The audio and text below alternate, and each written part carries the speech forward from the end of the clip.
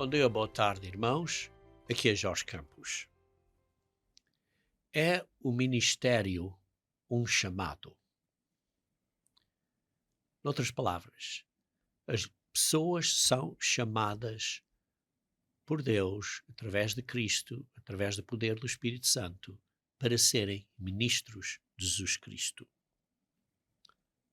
Ou é o caso de que eu estou a estudar a Bíblia e eu estou a decidir que vou ser um ministro, um pastor, e pronto. Sou um ministro, sou um pastor de Jesus Cristo. É assim? Algumas pessoas dizem, olha, eu fui a uma escola de teologia, estudei um curso, tenho este diploma aqui na parede e por isso sou um pastor. Estou qualificado.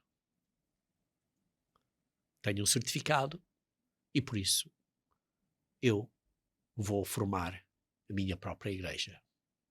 É assim que se faz na Igreja de Deus? O que é que a Bíblia diz sobre esse assunto? O sermão hoje, queridos irmãos, será um estudo diligente da Bíblia.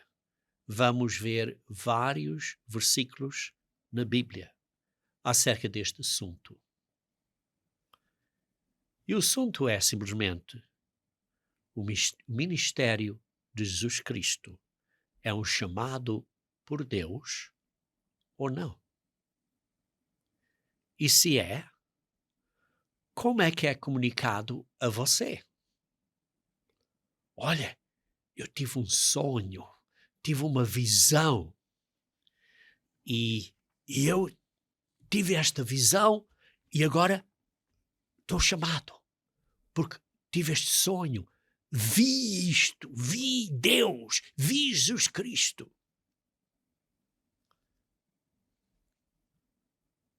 Ou uma pessoa é chamada através daqueles que já foram previamente ordenados na Igreja de Deus, como seus servos, como membros de liderança no corpo de Cristo e pela instrução da cabeça, que é Cristo, cabeça do corpo espiritual, inspirou a liderança a selecionar e a apontar os seus futuros novos ministros. Algumas pessoas dizem, olha, eu sou um crente e por isso estou na igreja há muito tempo e já sei estas coisas todas, por isso sou um ancião e por isso eu sou um pastor. É desse modo? Pode-se uma pessoa, mesmo que esteja na Igreja de Deus, auto-ordenar como um ministro ou não?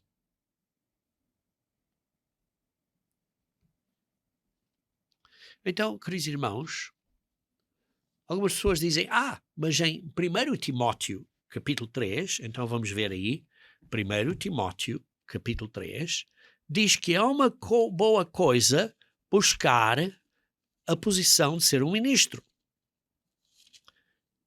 1 Timóteo, capítulo 3, versículo 1, fiel é a palavra, se alguém aspira ao episcopado, excelente obra almeja. E por isso eu quero ser um ministro, eu vou ser um ministro. Eu estou a aderir a estas condições descritas aqui a partir do versículo 2, de 1 Timóteo capítulo 3, e pronto, sou um ministro.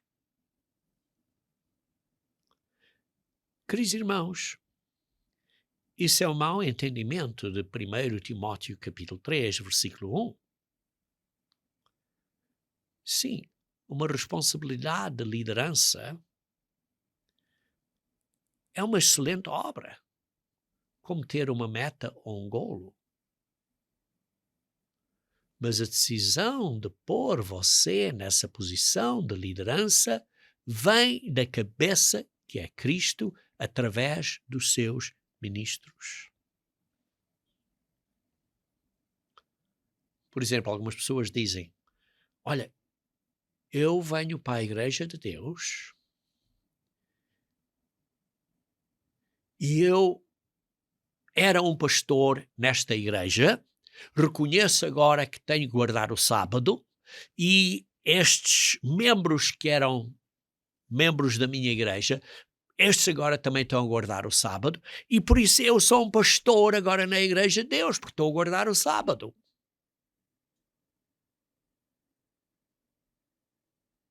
É desse género? Porque as pessoas dizem, bem, eu quero continuar com a minha responsabilidade de ser pastor. Fui chamado para essa posição e agora quer ser reconhecido como isso na Igreja de Deus. Queridos irmãos, não é assim. Sim, ser o ministro de Jesus Cristo é um chamado. Sim, é um chamado. Perdão. Vejamos então em Atos, capítulo 20, Atos, capítulo 20, versículo 24. Atos, capítulo 20,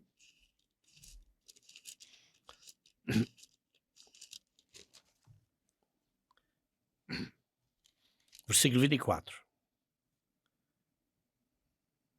Aqui está Paulo a falar aos ministros, aos presbíteros da igreja ou das congregações à volta de Éfeso e diz assim, porém em nada considero a vida preciosa para mim mesmo, contanto que complete a minha carreira e o ministério que recebi do Senhor.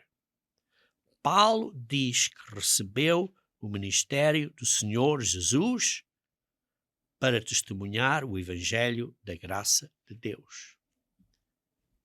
Veja também no versículo 28 do mesmo capítulo.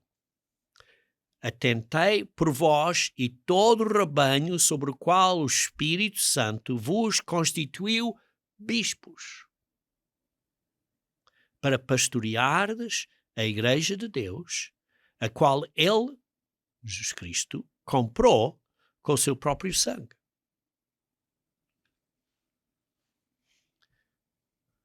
Paulo está aqui a dizer que recebeu o ministério de Jesus Cristo e ele está a falar aos outros ministros que foram ordenados debaixo dessa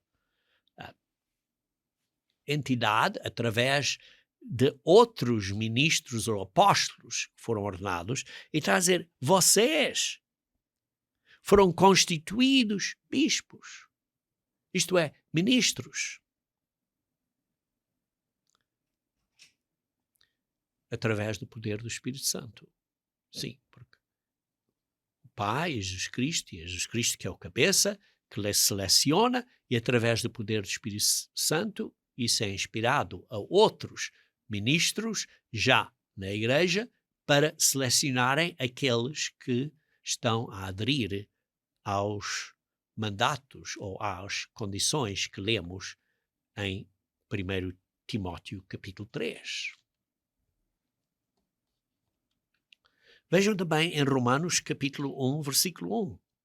Paulo aqui, a escrever a carta aos Romanos, diz Paulo, servo de Jesus Cristo, chamado para ser apóstolo, separado para o Evangelho de Deus. E por isso vê-se aqui que Paulo recebeu esta responsabilidade no ministério de Jesus Cristo. Vê-se aqui em Romanos que Paulo foi chamado e separado para ser apóstolo, delegado, apóstolo, delegado, mensageiro.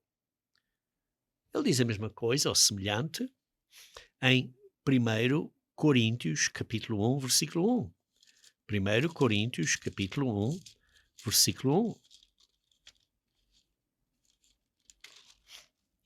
Paulo, chamado pela vontade de Deus para ser apóstolo de Jesus Cristo. Por isso é Paulo e o irmão Sóstenes estão a escrever esta carta à Igreja de Deus. Mas aqui está a dizer, Paulo foi chamado pela vontade de Deus. Vejam também em Coríntios, mas no 2 Coríntios agora, na segunda epístola de Coríntios, capítulo 3, versículo 6. 2 Coríntios, capítulo 3, versículo 6.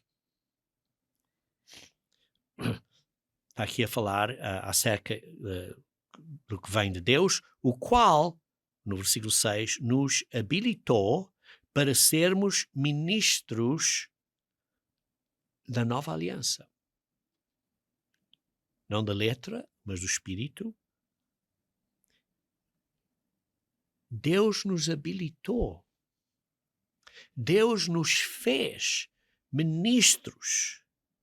A palavra aqui é diáconos, servos. O ministro é um servidor espiritual. Vejam também em 1 Timóteo, capítulo 1, versículo 12. 1 Timóteo, capítulo 1, versículo 12. Sou grato para com aquele que me fortaleceu, Cristo Jesus, nosso Senhor, que me considerou fiel, designando-me para o ministério. Jesus Cristo é que me designou para o ministério. Jesus Cristo é que me pôs no ministério. Uma vez mais aqui a palavra diaconia. Isto é, para servir os irmãos espiritualmente. Jesus Cristo.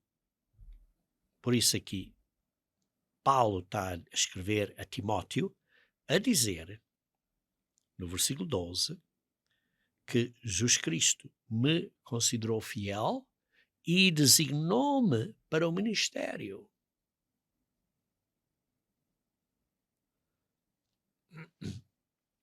Vejam também em João, capítulo 15, versículo 16. João, capítulo 15, versículo 16. Não fostes vós que me escolhestes. Não foi você que decidiu ser o ministro de Jesus Cristo. É o que Cristo está aqui a dizer. Não foste vós que me escolhestes a mim. Pelo contrário, eu vos escolhi a vós outros e vos designei para que vades e deis fruto. E o vosso fruto permaneça, a fim de que tudo quanto pedires ao Pai em meu nome, Ele vos conceda.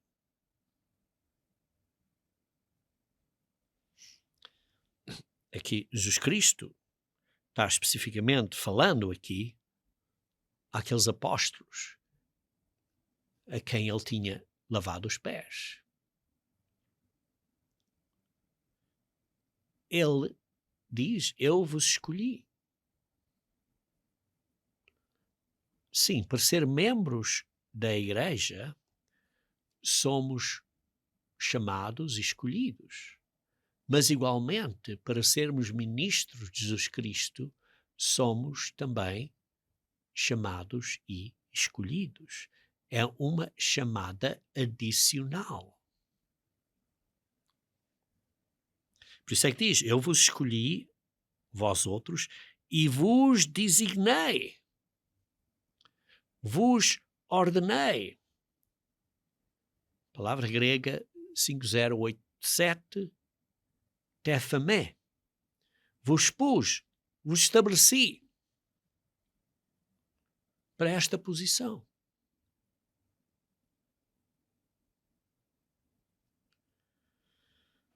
Pessoas dizem, sim, é um chamado, mas eu tive o chamado porque tive esta visão, tive este sonho, o Espírito me disse e fui chamado.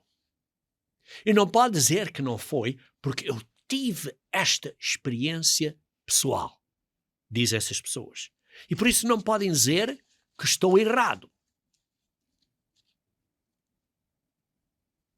Agora faço uma pergunta.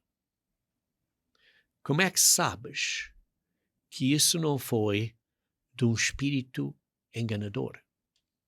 Não foi de um espírito enganador. Como é que sabes?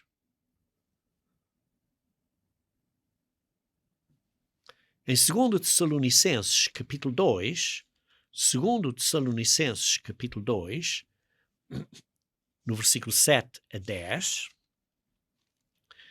está a falar aqui que, com efeito, o mistério da iniquidade já opera. É um mistério que já opera e aguarda somente que seja afastado aquele que agora o detém. Então será de facto revelado o iníquo, esse falso profeta ao tempo do fim, a quem o Senhor Jesus matará com o sopro da sua boca e o destruirá pela manifestação da sua vinda. Isto é mesmo ao tempo do fim. Ora, o parecimento iníquo é segundo a eficácia de Satanás, com todo o poder e sinais e prodígios da mentira, e com todo engano de injustiça aos que perecem, porque não acolheram o amor da verdade para serem salvos. Queridos irmãos, não é uma maneira de atuar Satanás, vai ser só no fim. Satanás está sempre a enganar. E aqui está a dizer que este iníquo vai aparecer segundo a eficácia de Satanás, isto é, segundo a capacidade eficaz de Satanás de ter, porque tem poder, tem milagres maravilhosos, visões e prodígios da mentira.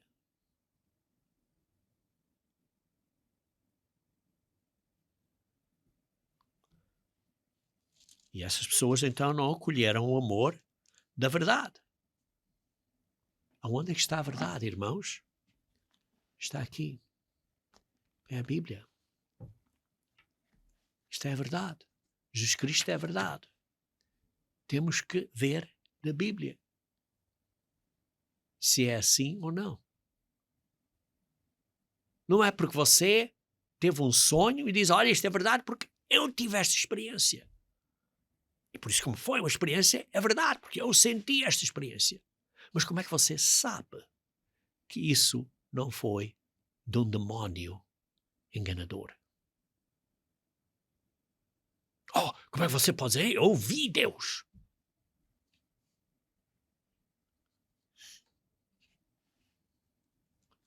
Veja Apocalipse capítulo 12, versículo 9. E diz, aqui a falar que o dragão vai ser expulso do céu, essa antiga serpente, que se chama Diabo e Satanás, o sedutor de todo o mundo. Aquele que engana todo o mundo. O pai da mentira. Jesus Cristo disse em Mateus 24, 24,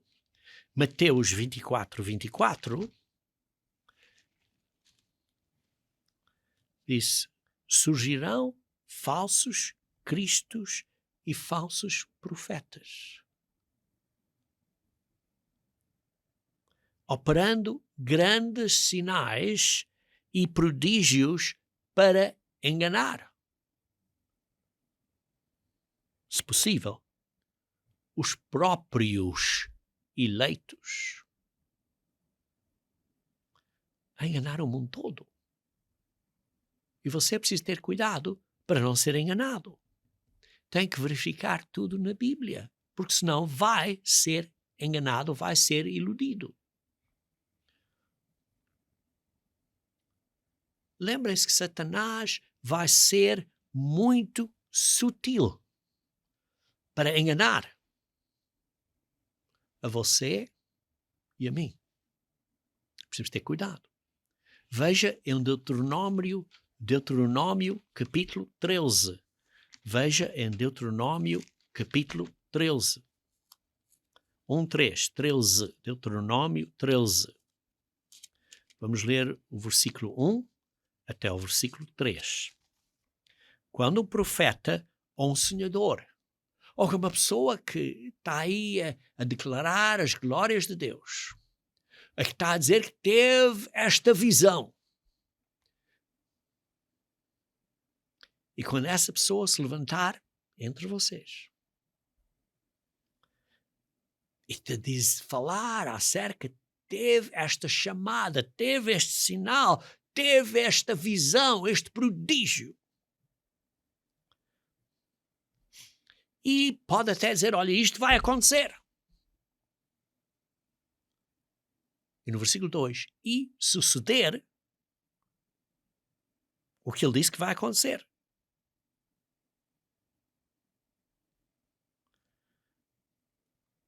Vamos após outros deuses que não conheces. Ou não, essas pessoas vão dizer, não, estamos a seguir a Cristo. E eu fui chamado para ser o ministro de Jesus Cristo. Tive esta visão. E estás a ver, eu disse que isto ia acontecer e aconteceu. Por isso é certo. Tenho conhecimento próprio.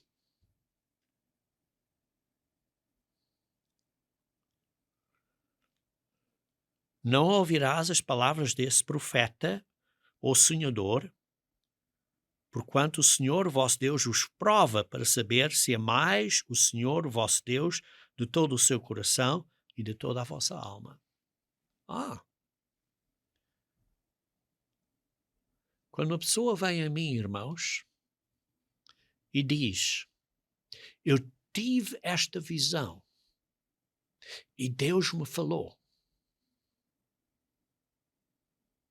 imediatamente eu tenho uma bandeirinha vermelha e que diz, cuidado, porque isso não me impressiona nada. Nada mesmo. Mas eu vi Deus, eu vi Jesus Cristo, eu falei com Ele. Assim. Então vamos ler João, capítulo 1, versículo 18. João, capítulo 1, versículo 18.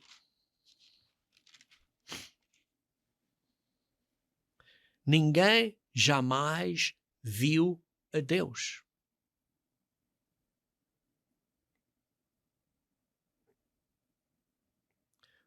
O Deus unigênito, isto é Jesus Cristo, que está no seio do Pai, que tem um relacionamento com o Pai, é que revelou o Pai. Mas ninguém viu o Pai. E você está a dizer que o viu num sonho? Então quem está a mentir? A Bíblia? Ou esse sonho? Ou essa visão? Quem é que está a mentir?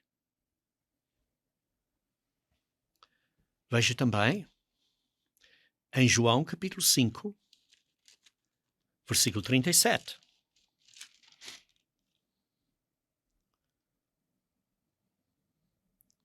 O Pai que me enviou, esse mesmo é que tem dado testemunho de mim. Jamais tens ouvido a sua voz, nem visto a sua forma. Isso é a palavra de Jesus Cristo. Jamais ouviste a voz de Deus, nem a sua forma. Então, quem foi aqueles no Antigo Testamento que viram? Viram o quê? Viram o Verbo, que era da forma de Deus e que se esvaziou e veio a ser da forma de homem. Viram o Verbo, não viram o Pai. O Verbo, Jesus Cristo, o Verbo que se tornou carne, é que nos revelou o Pai. Ninguém viu ou ouviu o Pai. E por isso quando pessoas dizem, olha, eu tive esta visão e vi Deus.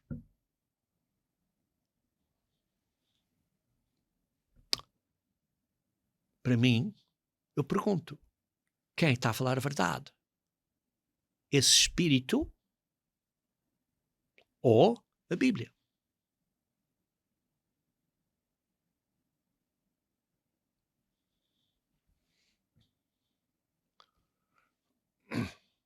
Vejam Jeremias capítulo 23. Jeremias capítulo 23. Porque o que se passa? Estas pessoas dizem, não, eu fui chamado. Esta visão me deu uma chamada. Eu tenho esta chamada.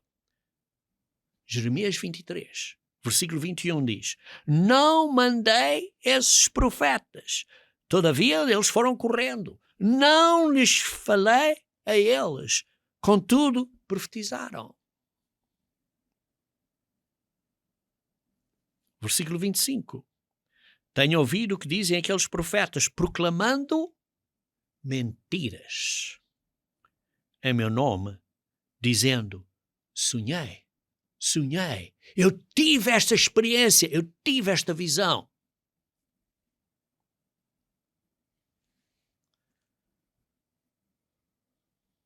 Até quando sucederá isso no coração dos profetas que proclamam mentiras e que proclamam só o engano do próprio coração?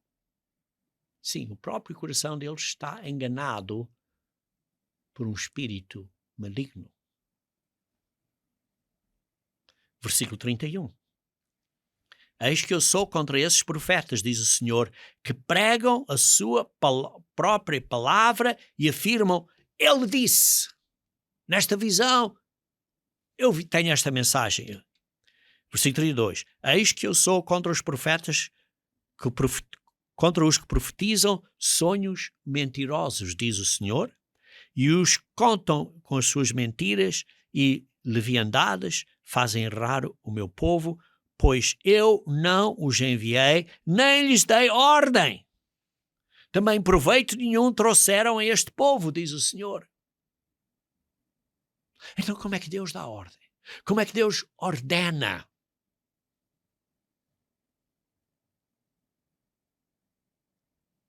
Vejam em Hebreus capítulo 1, versículo 2. Hebreus capítulo 1, versículo 2.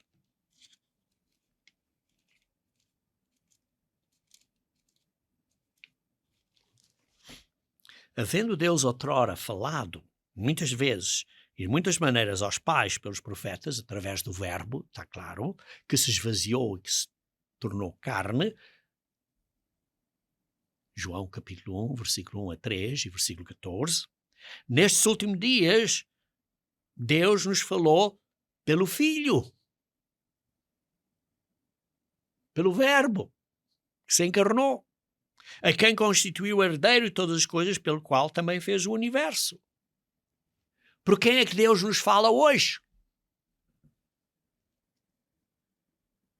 Pelo seu Filho, Jesus Cristo.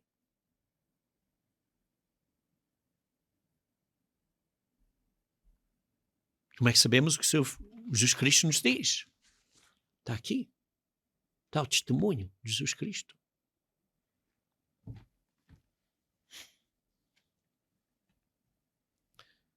Jesus Cristo fundou a igreja. O corpo de Cristo. O corpo espiritual de Cristo. Então, nós na igreja de Deus temos que obedecer aos mandamentos de Deus e acreditar no testemunho de Jesus Cristo. Acreditar no testemunho de Jesus Cristo. Leia Apocalipse, capítulo 12, versículo 17. Apocalipse, capítulo 12, versículo 17. Ao fim do capítulo 12, no versículo 17, e girou-se o dragão contra a mulher, que isto é a igreja, e foi pelejar com os restantes da descendência da igreja, os que guardam os mandamentos de Deus e têm o testemunho de Jesus Cristo.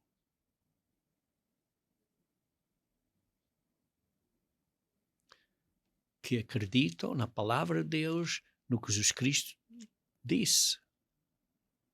Ora, o que é o testemunho de Jesus Cristo? O testemunho de Jesus Cristo está definido em Apocalipse 19, versículo 10. Apocalipse 19, versículo 10. Ao fim do versículo 10 diz assim: pois o testemunho de Jesus é o espírito da profecia. Então o que é o espírito da profecia? O espírito, a intenção de toda a profecia é o testemunho de Jesus. O que é isso? A intenção do plano de Deus é realizada, essa intenção, esse espírito dessa profecia, do ponto final, do fim da profecia toda, é para virmos a ser filhos e filhas de Deus no reino de Deus.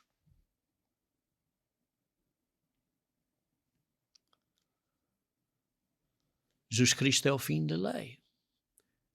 É o propósito.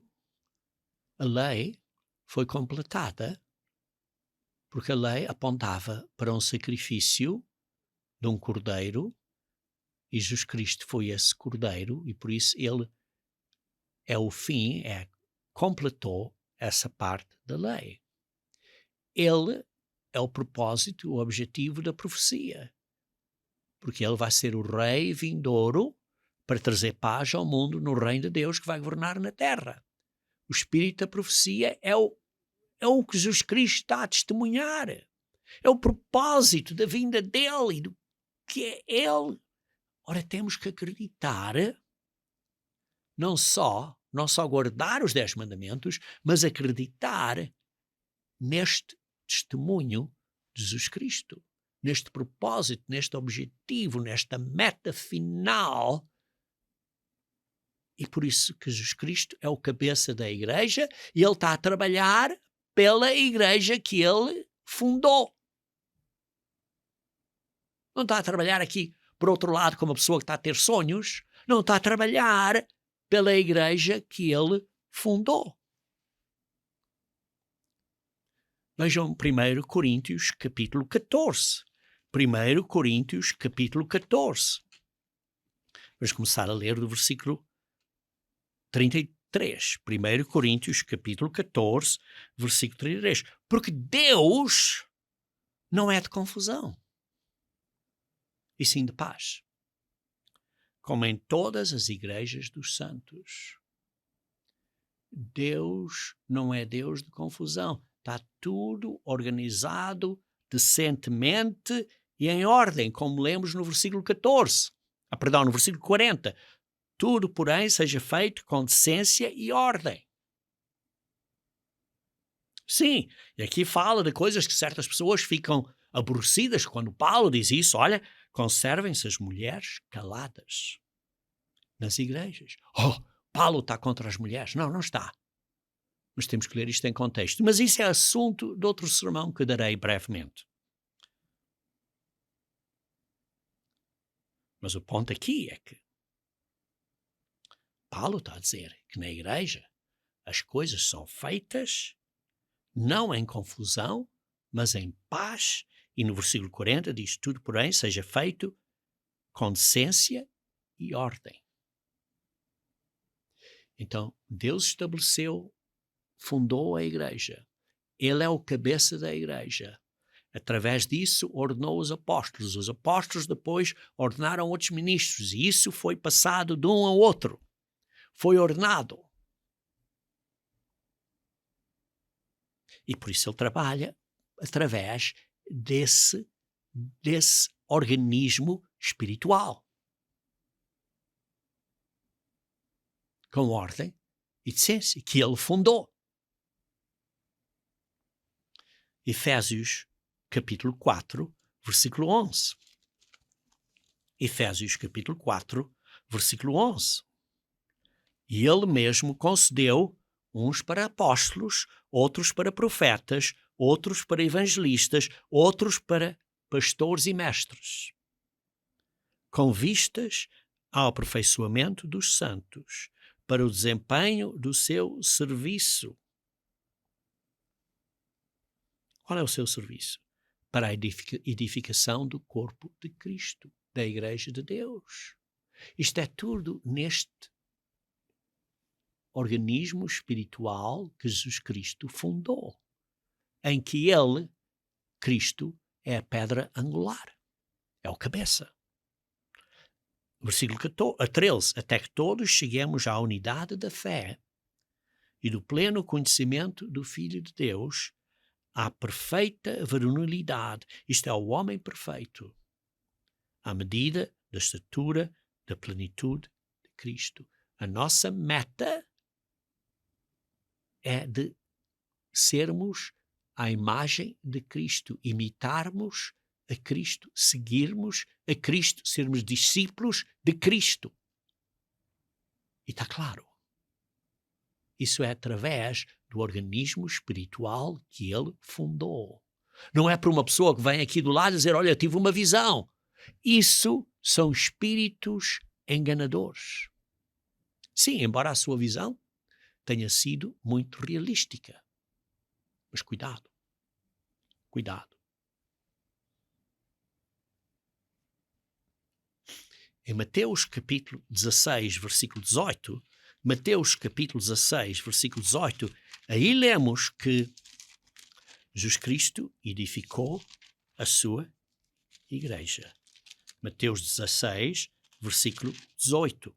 Também eu te digo, tu és Pedro, Petros, quer dizer, uma pedrinha. E sobre esta pedra, que é Jesus Cristo, esta pedra, edificarei a minha igreja. E as portas do inferno, isto é, do Hades, da morte, não prevalecerão contra a igreja. Quer dizer que este organismo espiritual que Jesus Cristo fundou nunca vai morrer. Vai continuar. Não é uma frase de está a perder, mas é uma frase de vitória, que nunca será vencido. O organismo espiritual de Jesus Cristo, o corpo de Cristo, a Igreja de Deus, nunca desaparecerá. Se manterá sempre e Jesus Cristo vai trabalhar, vai executar, vai ordenar ministros através desse organismo espiritual. E por isso vemos em Atos, capítulo 14, que foi isso mesmo que aconteceu, que os apóstolos depois elegeram ministros. Atos 14, versículo 23. E promovendo-lhes em cada igreja a eleição de presbíteros, anciões, ministros. Depois de orar com jejuns, os encomendaram ao Senhor em que haviam crido.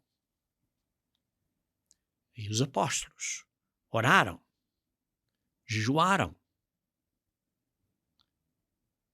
e escolheram, debaixo da inspiração do Espírito Santo, debaixo da guia de Jesus Cristo, através da inspiração do Espírito, escolheram, elegeram, selecionaram presbíteros, ministros. Por isso os apóstolos elegeram, selecionaram ministros. E essa maneira continuou desde os dias dos apóstolos até hoje. E a Igreja de Deus nunca caiu para a sepultura, para o Hades. Sempre sobreviveu. E isto continuou até hoje. Em 1 Timóteo, capítulo 2. 1 Timóteo, capítulo 2, versículo 7. 1 Timóteo, capítulo 2, versículo 7.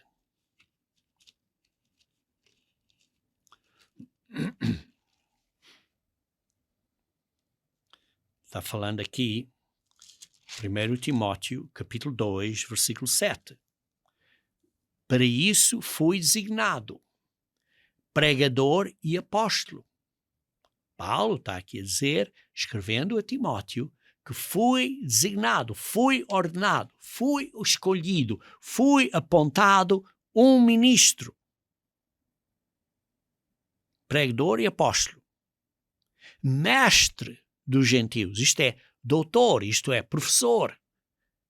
Didascalos, palavra grega 1320, didascalos, professor, doutor, ensinador, ministro, pastores e mestres. É o que ele diz aqui, é o mestre, ensinador dos gentios. E depois Paulo deu a instrução a Tito e a outros para estabelecerem outros ministros. Passou essa responsabilidade de seguir, que veio pelos apóstolos, para Paulo, está claro, veio Jesus Cristo, pelos apóstolos, foram selecionados por Cristo, os apóstolos depois selecionaram outros ministros, como vemos aqui em Tito, capítulo 1, versículo 5. Tito, capítulo 1, versículo 5. Diz assim, por esta causa te deixei em Creta, para que pusesses em ordem as coisas restantes, o que precisava de ser posto em ordem, decentemente em ordem, bem como em cada cidade constituísses presbíteros, conforme te prescrevi. Constituísses ministros, conforme te mandei, conforme te dei ordens. Efésios capítulo 5, versículo 21 a 24.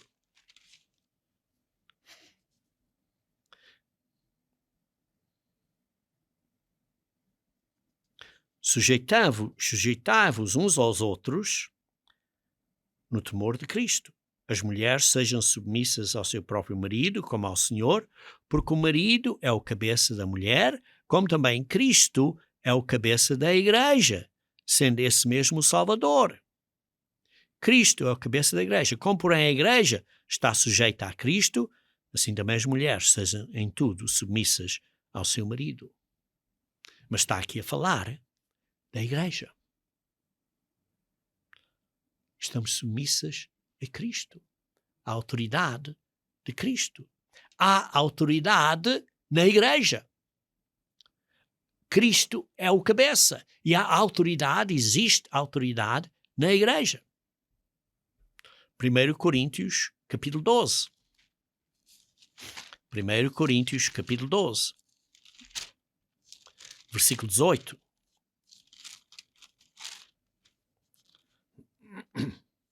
Mas Deus dispôs os membros, colocando cada um deles no corpo, como lhe aprouve.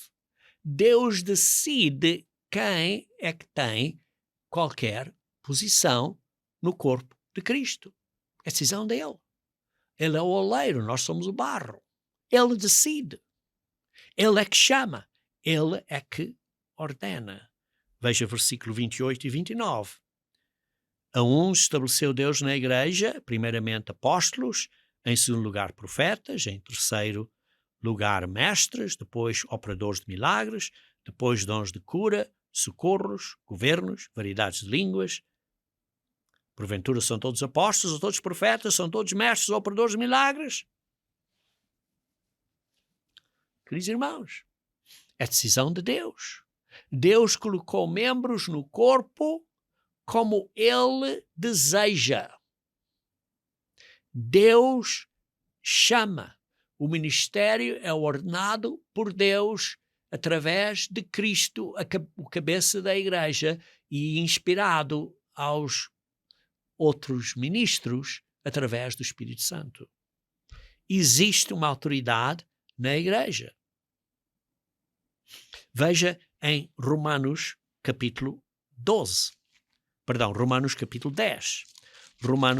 10, versículo 14 e 15.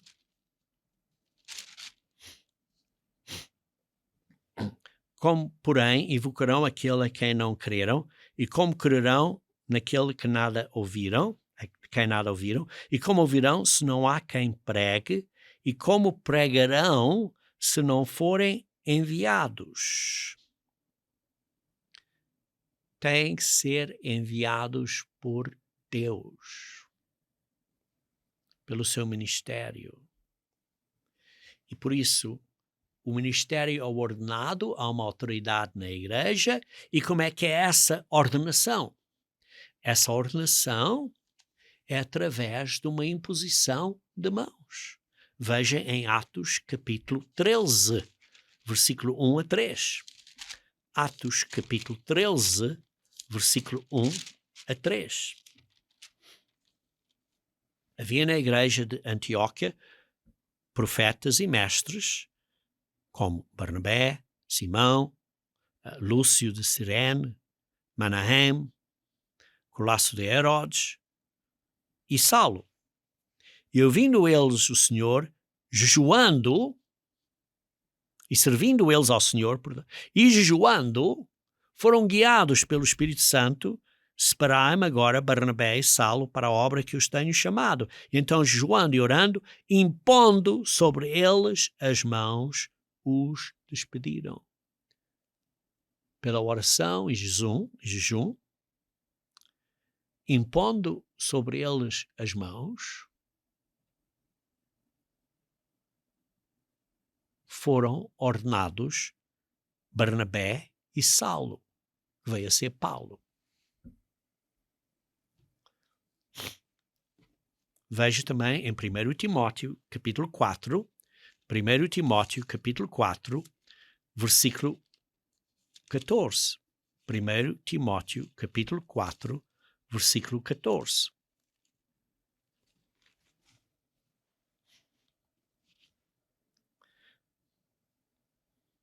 Não te faças negligente para com o dom que há em ti. Paulo está a escrever a Timóteo, que era um ministro.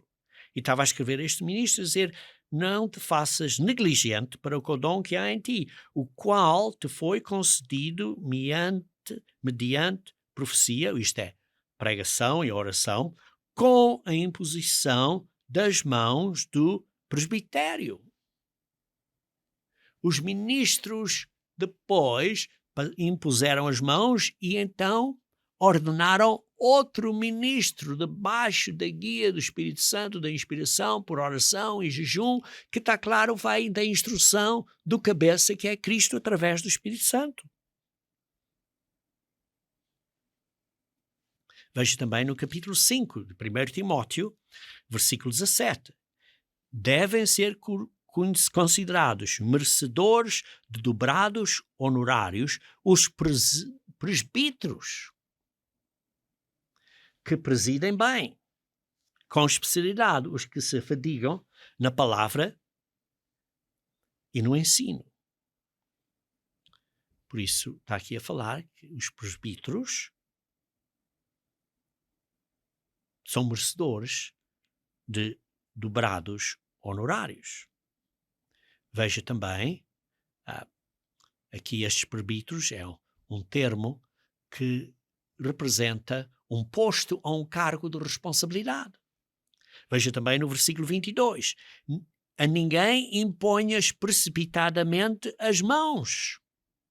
Quer dizer, não imponhas precipitadamente as mãos em outras pessoas para os fazeres ministros. Tem cuidado. Tem cuidado.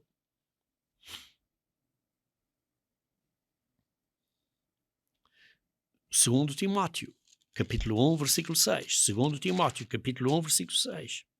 Por esta razão, pois te demoesto que reavives o dom de Deus que há em ti pela imposição das minhas mãos. Paulo está a escrever a Timóteo, e Timóteo é um ministro, e ele disse, as minhas mãos, durante que eu te impus, e que através disso, debaixo da cabeça que é da igreja, que é Cristo, e pela inspiração do Espírito Santo, através da oração e jejum, e pela imposição das mãos, recebeste uma porção do Espírito para seres ministro de Jesus Cristo.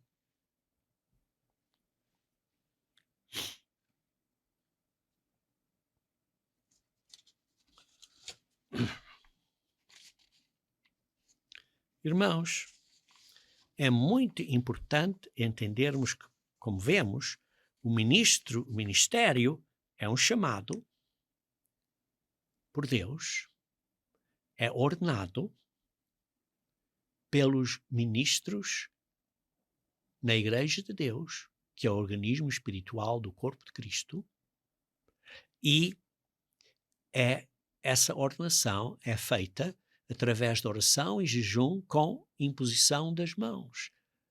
Sim, há uma imposição das mãos após o batismo, mas isto é outra adicional imposição das mãos para ordenar um membro da igreja que tem praticado e sendo um bom exemplo de acordo com os princípios de 1 Timóteo capítulo 3, para o pôr na posição de um ministro de Jesus Cristo. Não é um chamado por uma visão que vem assim por aí, que a pessoa está a ver coisas.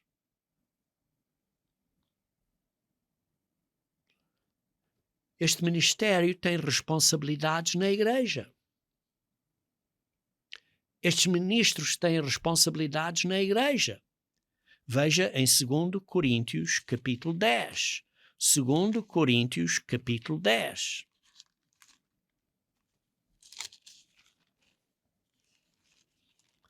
Versículo 8 a 11. Porque se eu me gloriar um pouco mais a respeito da nossa autoridade, há autoridade na igreja? Sim, pelo ministério tem autoridade, a qual o Senhor nos conferiu. Autoridade na igreja que foi conferida ao ministro de Jesus Cristo por Jesus Cristo. E essa autoridade é para edificação da igreja. É para ajudar a igreja a crescer na graça e no conhecimento de Jesus Cristo, para que os discípulos, os fiéis, os crentes cresçam para chegarem à plenitude de Jesus Cristo. E não para a destruição vossa. E isso não me envergonharei. Para que não pareça ser o meu intuito intimidar-vos por meio de cartas. As cartas, com efeito, dizem, são graves e fortes. Sim, ele escrevia de maneira forte, mas é para a edificação da igreja. Depois diz, mas a presença pessoal dele é fraca e a palavra de Paulo é desprezível. Considere o tal isso. A pessoa que está a dizer isso, cuidado, que o que somos na palavra por cartas, estando ausente, tal seremos em atos quando presentes.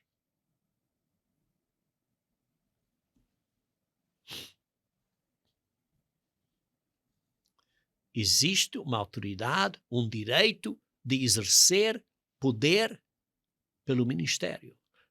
Mas o ministério usa esse direito para servir, para edificar a igreja. Veja o capítulo 13 do mesmo livro de 2 Coríntios, capítulo 13, versículo 2. Já o disse anteriormente e torno a dizer, como fiz quando estive presente pela segunda vez, mas agora estando ausente, o digo aos que outrora pecaram e a todos os mais que, se outra vez for, não os pouparei. Está a falar da autoridade. Não os pouparei. Veja no versículo 10, do mesmo capítulo, de 2 Coríntios 13, versículo 10. Portanto, escreva estas coisas estando ausente, para que, estando presente, não venha a usar rigor segundo a autoridade que o Senhor me conferiu para a edificação da igreja e não para destruir. Ele me deu autoridade e que não venha a usar de rigor.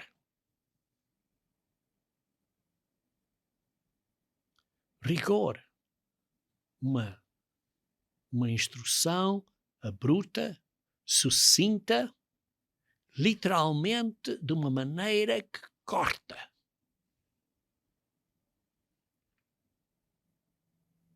Veja também 1 Coríntios capítulo 9, versículo 18. 1 Coríntios capítulo 9, versículo 18.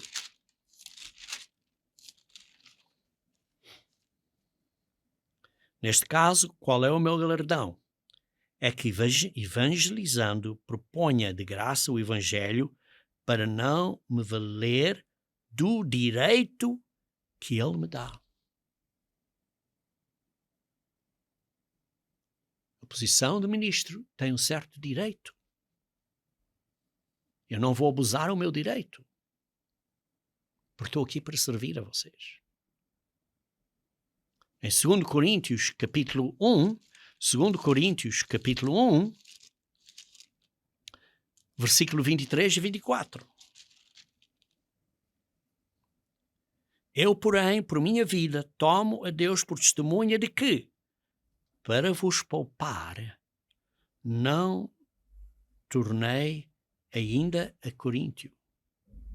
Não que tenhamos domínio sobre a vossa fé, mas porque somos cooperadores da vossa alegria. Porquanto pela fé já estáis firmados. Sim, ele está a dizer que tem domínio sobre eles, mas esse domínio é para ser um cooperador da vossa alegria.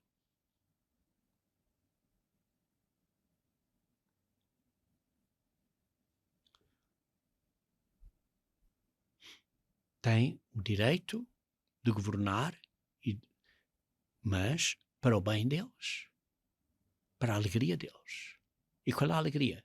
De estarem no reino de Deus, de chegarem à meta, à objetiva, de estarem prontos, estarem preparados, a responsabilidade do ministério, preparar o povo. E preparando o povo para estarem prontos à vinda de Cristo, para a alegria deles. Veja também capítulo 4 de 1 Timóteo. 1 Timóteo, capítulo 4.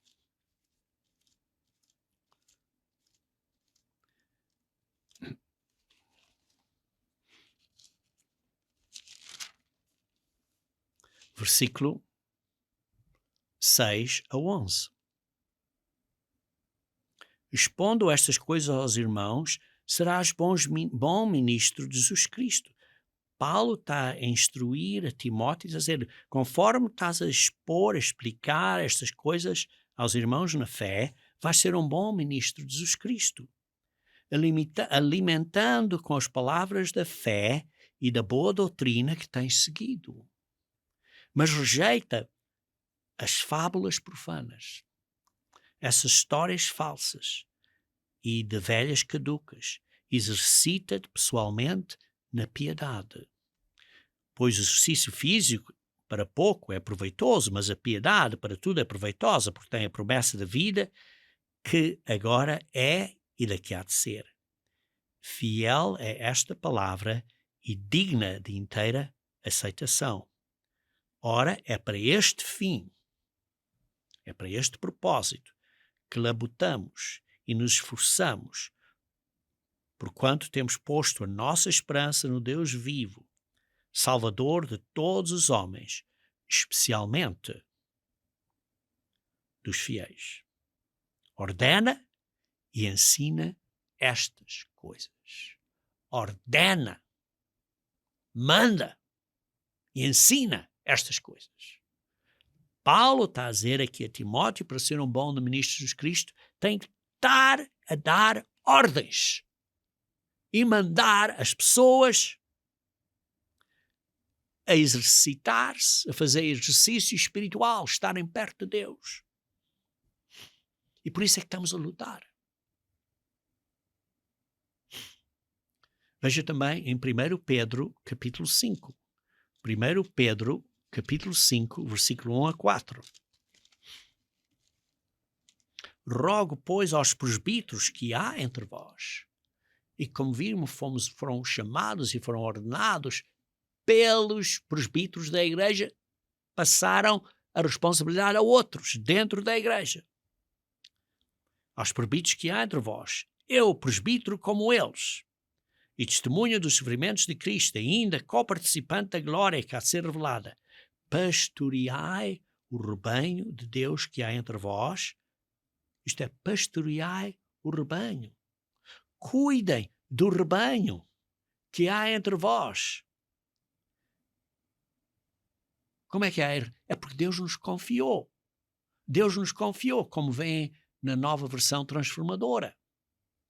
Isto é, exercendo uma supervisão, como lê na versão inglesa de King James. Servindo como supervisores. Que não traduz isso em português, não sei porquê. Mas daí diz, servindo ou exercendo a responsabilidade de supervisão. Por isso diz, pastoreai o rebanho que há entre vós, exercendo a responsabilidade de supervisão, não por constrangimento, mas espontaneamente, como Deus quer, nem por sorte de ganância, mas de boa vontade. Veja também em Atos capítulo 20.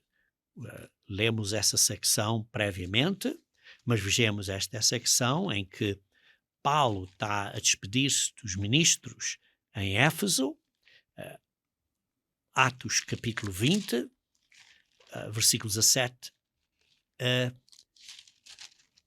28, essa secção inteira.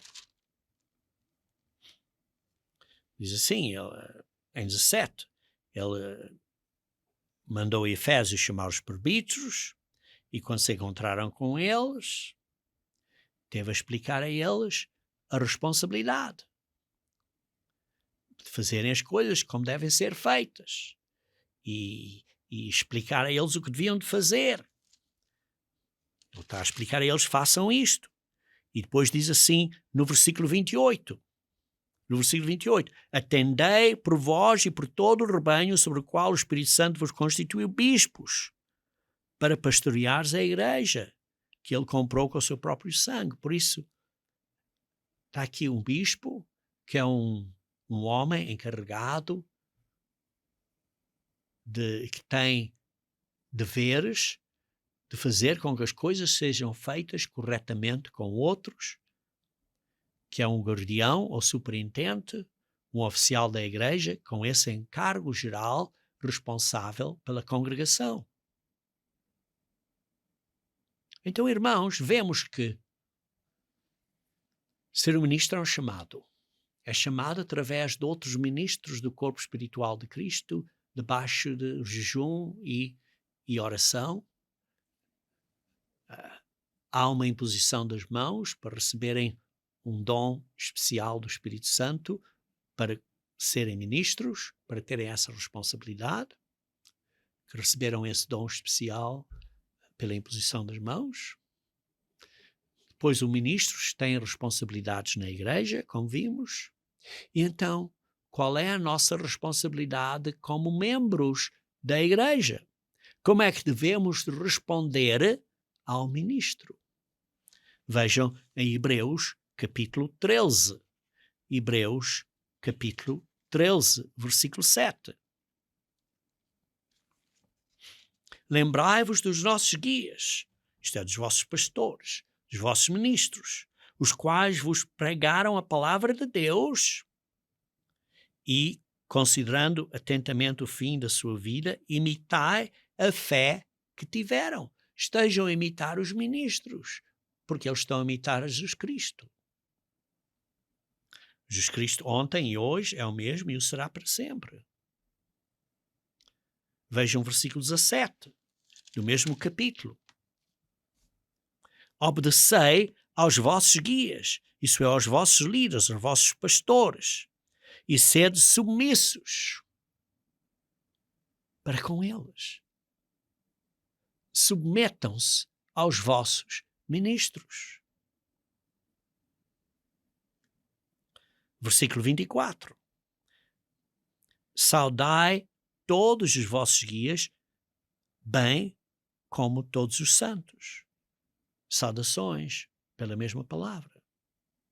Veja também em 1 Tessalonicenses, capítulo 5, 1 Tessalonicenses, capítulo 5. Versículo 12.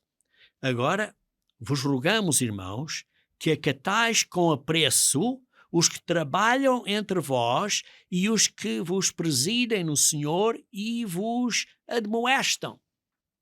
Vê-se aqui, precisamos de dar valor àqueles que têm autoridade sobre vós, que trabalham entre vós e que vos presidem e que vos admoestam. Têm responsabilidade de vos corrigir. Veja o versículo 17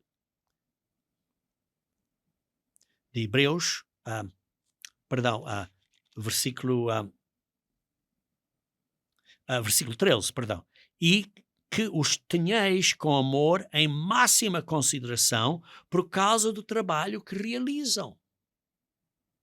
Por isso, está a dizer, rogamos, irmãos, que acatais com apreço os vossos ministros, e diz assim, e que tenham amor em máxima consideração por causa do trabalho dos ministros. E vejam também no versículo 25. Irmãos, orai por nós. Então, qual é a responsabilidade dos membros na igreja? Devemos obedecer a eles, em Hebreus, devemos reconhecer, estimar e orar e submeter. Queridos irmãos, o ministério, os ministros, é um dom de Deus para a igreja, para servirem a igreja para a edificação do corpo de Cristo. Esses ministros, novos ministros, são apontados, chamados e escolhidos por Deus através dos seus outros ministros já nessa posição, isso é, através do ministério de Jesus Cristo, pela inspiração do Espírito Santo de Deus, através de orações, jejum e imposição das mãos. Esse novo ministro não é autodenominado, não é por um sonho, uma visão que essa pessoa teve, porque Deus trabalha pelos seus servos. Todos os membros na igreja não são ministros. Sim, o ministério, tem autoridade e deve exercer essa autoridade e essa responsabilidade que Deus lhes deu em amor e gentileza. E isso é para ajudar, para preparar o povo, para ajudar o povo, o rebanho, a crescer na graça e no conhecimento do Senhor Jesus Cristo para poderem obter o reino de Deus. E, finalmente, o rebanho deve respeitar essa autoridade de serviço voluntariamente e orar, pois esses são ajudantes ou cooperadores do seu gozo ou da sua alegria. Isto é, essa alegria quando vierem a ser filhos de Deus no reino de Deus.